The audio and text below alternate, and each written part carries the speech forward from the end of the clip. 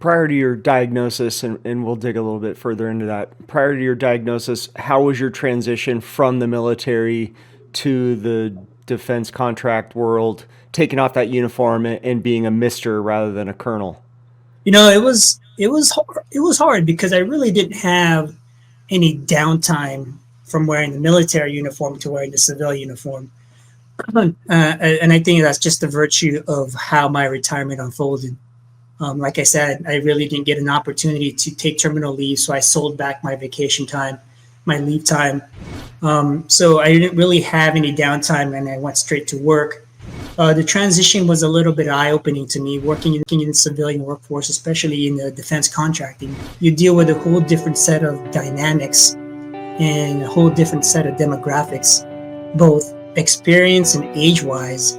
Here I am coming in as a 47-year-old working amongst college graduates who are all technically smart, in the technical aspect of things.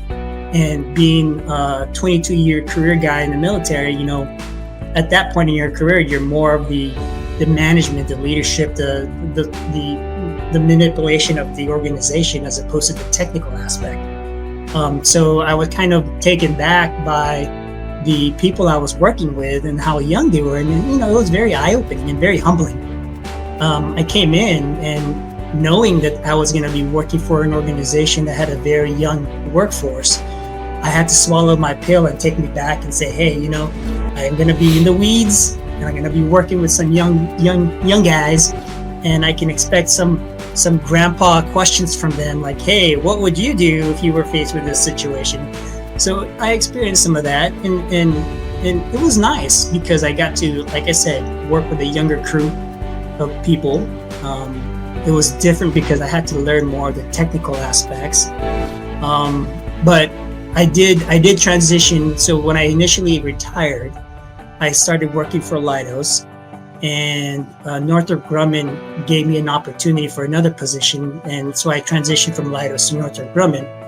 And one of the stipulations that I asked Northrop Grumman is before I started, I want a month off. I wanted a month of downtime, and give me that downtime so I could possibly be mentally prepared to work for them.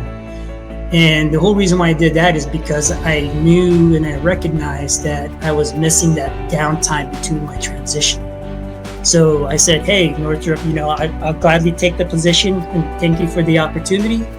But before I start, I want 30 days before I start because I wanted to have that downtime so I can mentally prepare and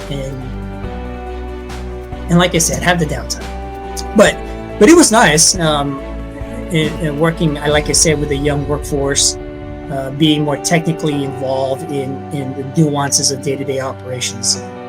So it was, like I said, very humbling to work with the young guys who are very more technically smart. And it's nice to see because they're very eager, they're smart, But and then unfortunately, I only worked with Northrop Grumman for a couple of months physically worked with them before I had to deal with my medical stuff.